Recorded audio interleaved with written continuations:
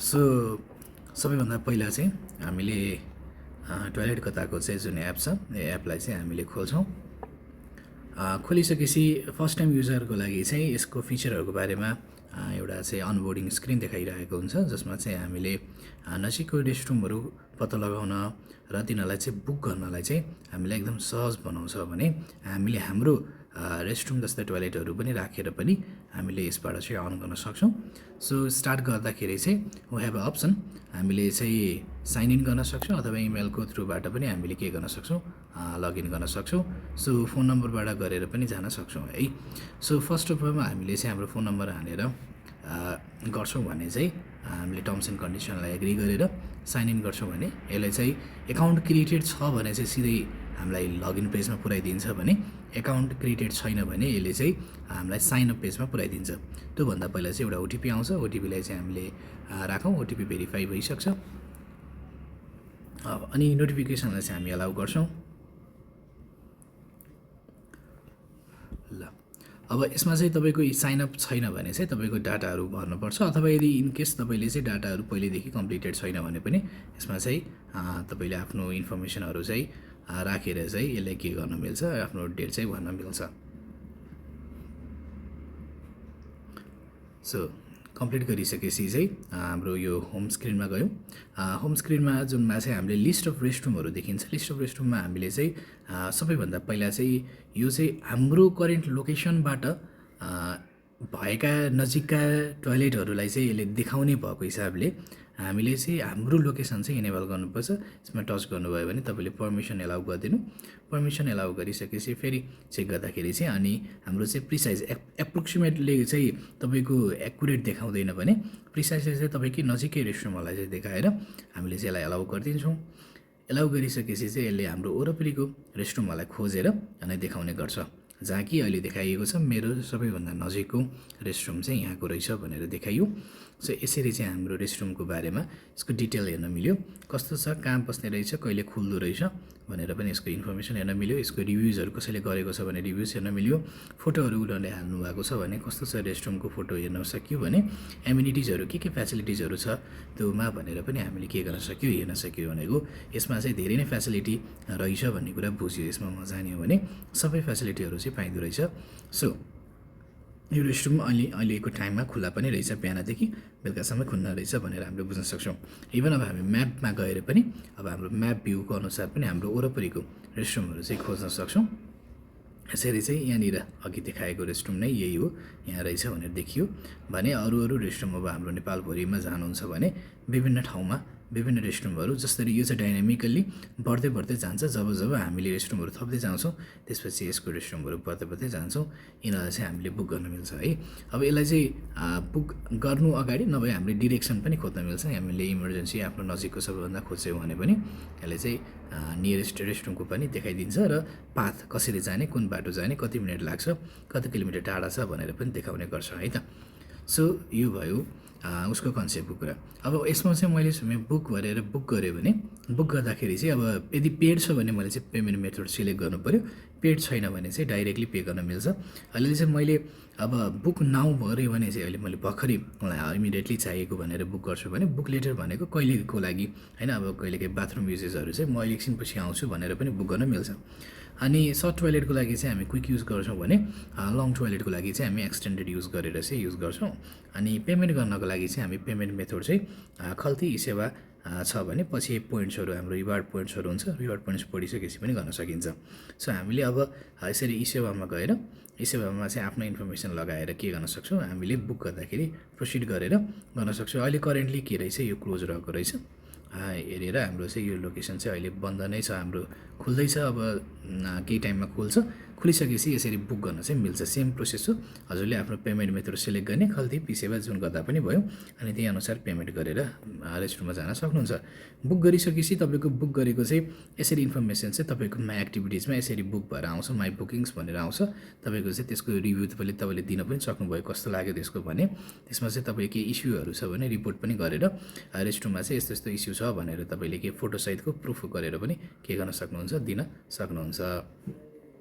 त्यसपछि अर्को छ हाम्रो अब तपाईँले गरेका इस्युहरू र तपाईँले गरेका रिभ्युजहरू यहाँ आएर चाहिँ बस्ने भयो। सपोज मैले यसलाई रिभ्यू गरेँ भने तपाईँको चाहिँ राम्रो स्टार चाहिँ गुड भनेर मैले एड गरेँ भने यसको चाहिँ इन्फर्मेसन चाहिँ कहाँ आएर बस्ने भयो, हाम्रो रिभ्युज ट्याबमा गएर यसमा आएर बस्ने भयो होइन। सबै तपाईँको रिभ्युजमा चाहिँ यसरी यहाँ राम्रो छ भनेर देखिने भयो। इस्यु छ भने पनि मैले इस्यु गरेको रिपोर्ट गरेँ भने रेस्टरुमको चाहिँ नो वाटर भनेर मैले चाहिँ प्लम्बिङ इस्यु गरेर मैले सबमिट गरेँ भने पनि त्यो इस्यु चाहिँ के हुने भयो, यहाँ आएर बस्ने भयो। इस्युको स्ट्याटस चाहिँ पेन्डिङ छ भनेको चाहिँ जुन हाम्रो रेस्टरुमको ओनरहरू हुन्छ उहाँले हेर्नु भएको छैन, उहाँले रिप्लाई गरिसकेपछि के हुन्छ त्यसको इन्फर्मेसन पनि यहाँ आउँछ।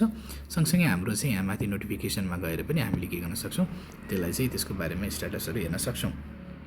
अब यो त भयो रेस्टरुम बुक गर्ने कुराहरू अनि हेर्ने कुराहरू, डिरेक्सन पत्ता लगाउने कुराहरू।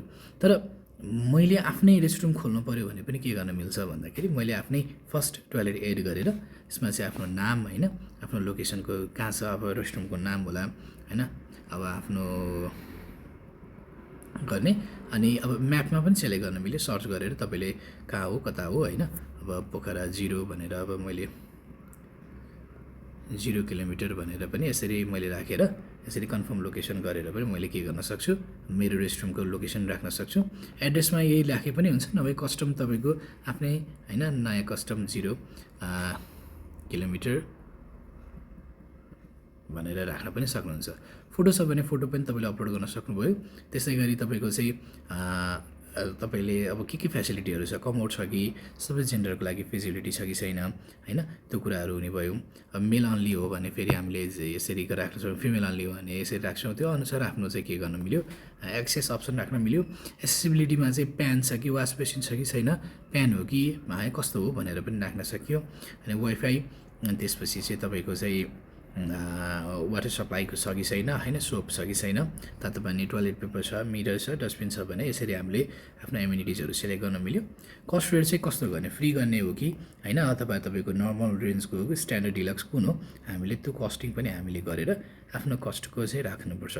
अब यो चाहिँ के हुन्छ भन्दाखेरि एक्चुअली राखिसकेपछि भनिएको छ price will be verified according to the facility provided before approval होइन। हाम्रो राखेको रेस्टरुम चाहिँ एक्चुअली भेरिफाई नभइकन फेरि यो चाहिँ हाम्रो लाइभ आउँदैन, यसलाई एड गरेको चाहिँ यो एप्रुभलमा मात्र बस्छ। अब मैले चाहिँ कहिलेदेखि खुल्छ होइन, क्लोज टाइम मेरो सन्डे र स्याटरडे मेरो बन्द हुन्छ भने म अरू चाहिँ यति बजेदेखि मेरो बिहानको 6 बजेदेखि बेलुकाको 6 बजेसम्म खुल्छ भनेर पनि मैले यसरी के गर्न सकेको छु, आफ्नो टाइमहरू चाहिँ राखेर मैले के गर्न सक्छु, डिफाइन गर्न सक्छु।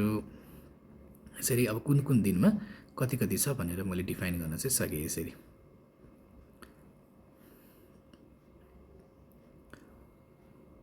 यसरी मैले सेभ गर्छु। सेभ गरिसकेपछि मेरो टाइम आउने भयो। मेरो कन्ट्याक्ट इन्फर्मेसन चाहिँ मैले अब आफ्नो इन्फर्मेसन राख्न सकेँ, आफ्नो फोन नम्बर, इमेल एड्रेस र त्यो इन्स्ट्रक्सन होइन।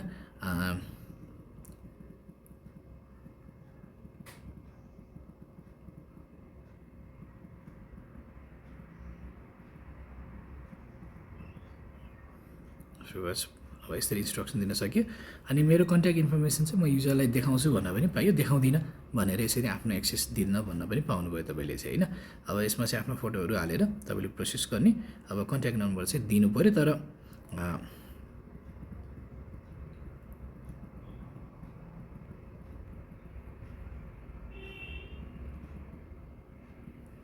यसरी चाहिँ राख्छु। तर यो चाहिँ मैले युजरलाई दिने कि नदिने भन्ने कुरा चाहिँ यहाँबाट हामीले इन्फर्मेसन चाहिँ राख्नु पऱ्यो है। सो युजरलाई म देखाउँदिनँ भनेर राख्यो। इमेज एड छैन, ठिकै छ, कन्टिन्यू, म पछि एड गर्छु भनेर राख्न नै मिल्यो। सो यसरी मेरो टोयलेटको चाहिँ के आयो, यहाँ इन्फर्मेसन आयो। सो अब मेरोमा आएका बुकिङहरूको लिस्टिङ यहाँ हुन्छ र मैले कति कमाएँ त्यसको इन्फर्मेसन पनि यहाँ आएर बस्छ। सो मेरो टोयलेटको बारेमा पनि मैले हेर्न सकेँ। फर्दर इस्युजहरू के छ, मेरो स्ट्याटस चाहिँ अहिले पेन्डिङ छ किनकि एडमिनले एप्रुभ गर्नुभएको छैन। एडमिनले अब एप्रुभ गरिसकेपछि मेरो फेरि यो स्ट्याटस के हुन्छ, एप्रुभमा जान्छ अनि मैले फेरि पनि के गर्न सक्छु, त्यसलाई चाहिँ एक्सेस गरेर हेर्न सक्छु है। सो अरू मैले यहाँ कसैले इररहरू क्वेसनहरू गर्नुभयो भने, कसैले इस्युजहरू राख्नुभयो भने पनि यहाँ के हुने भयो, डिस्प्ले हुने भयो। सो रिभ्यू आएको छ भने पनि यहाँ हुने भयो, कति युजेस छ, कहिले बढी बिजी छ, के छ, यसको बारेमा इन्फर्मेसन र कति कमायो यो रेस्टरुम, पर्टिकुलर रेस्टरुमले चाहिँ कति कमायो भनेर पनि हेर्न सकिन्छ भने यो ओभरअल चाहिँ हाम्रो यसको इन्फर्मेसन पनि देखिन्छ। अब फर्दर अर्को टोयलेट पनि राख्छु भन्नुहुन्छ भने पनि तपाईँले सम्भव भयो यसबाट चाहिँ है। अब तपाईँको एकाउन्टको इन्फर्मेसनमा चाहिँ अब धेरै छैन। मैले अघि बुक गरे बापत मेरो पहिले बुक गरेको थिएँ, त्यसको रिवार्ड पोइन्ट आएको छ भने तपाईँको चाहिँ अरू बुकिङ अनुसार तपाईँको रिवार्ड पोइन्ट बढ्दै जान्छ। जुन रिवार्ड पोइन्ट चाहिँ तपाईँले के गर्न सक्नुहुन्छ, बुक गर्दाखेरि पेमेन्ट गर्दाखेरि युज गरेर चाहिँ रिवार्ड पोइन्ट चाहिँ गर्न सक्नुहुन्छ है। सो त्यो रिवार्ड पोइन्टको फाइदा त्यताबाट छ। अब हाम्रो हेल्प एन्ड सपोर्ट कस्टमर कुनै बारेमा बुझ्न मन लाग्छ भने पनि गर्न सकिन्छ। डाइरेक्ट कस्टमरसँग तपाईँले चाहिँ च्याट गरेर हाम्रो कस्टमर सर्भिससँग टिकट ओपन गरेर च्याट पनि गर्न सक्नुभयो भने अरू टर्म्सहरूको बारेमा पनि बुझेर तपाईँले अगाडि बढ्न सक्नुहुन्छ। प्रोफाइलको इन्फर्मेसन छ भने त्यसलाई केही एडिट गर्ने अपडेट गर्ने काम पनि तपाईँले के गर्न सक्नुहुन्छ, यसबाट गर्न सक्नुहुन्छ। सो यो नै हो हाम्रो मेन फिचरहरू। मेन भनेको हजुरले यहाँबाट बुक गर्ने र यहाँ गएर आफ्नो रेस्टरुमहरू एड गर्ने कुराहरू चाहिँ तपाईँले गर्न पाउनुभयो। अनि सर्च गर्ने प्लस फिल्टर गर्ने र कुनै कुनै रेस्टरुमहरूलाई चाहिँ आफूले फेभरेट गरेर पनि राख्न सक्नुभयो। तपाईँको चाहिँ फेभरेट गरेको रेस्टरुमहरू चाहिँ फेभरेटमा गएर देखिने भयो।